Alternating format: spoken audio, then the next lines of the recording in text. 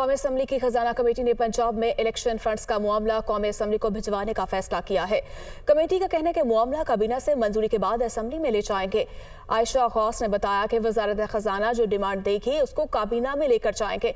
इस्लामाबाद से मुदस्सिर अली राना की रिपोर्ट। पंजाब इंतखाबात के लिए फंड्स के मामले पर कौमी असम्बली की कायमा कमेटी बराए खजाना का इजलास। वजीर खजाना इसाक डार की अदम शिरकत पर कमेटी का इजहार बरहमी। कमेटी का 21 अरब रुपए की फराहमी का मामला कौमी असम्बली को भिजवाने का फैसला। दौरान इजलास रुकन कमेटी बरजीज ताहिर ने कहा कि सुप्रीम कोर्ट ने 63A में तरमीम करके मुल्की सियासी सिस्टम का बेड़ा गर्क कर दिया। वजीर कानून आजम नजीर तारड़ का कहना था कि सुप्रीम कोर्ट के फैसले का एहतराम मगर आइन सबसे मुकद्दम है। अफसरान आइन पसे पुश डालकर कैसे पैसे दे सकते हैं। कल को फंड्स फराहमी का अमल गैर आइनी साबित हुआ तो मुलाजमीन तनख्वाहें देकर 21 अरब रुपए पूरा करेंगे। मीडिया से गुफ्तगू में वजीर कानून ने कहा कि कमेटी ने कहा है कि मामला काबीना से मंजूरी के बाद असम्बली में ले जाएं। वक्त थोड़ा है, अच्छा रास्ता निकलेगा। प्रीवियस बैकग्राउंड को सामने रखते हुए कमेटी ने ये डिसाइड किया है कि उन्होंने वजारत खजाना को ये हुक्म दिया है कि बजाय इसके ये एक ब्लैक होल क्रिएट हो और कल को इसमें कॉम्प्लिकेशंस आए, वो ये मामला आज कैबिनेट से अप्रूवल के बाद असम्बली में ले जाए। टाइम थोड़ा है और असम्बली से इसे मंजूर करवा लें तो इंशाल्लाह अच्छा रास्ता निकलेगा।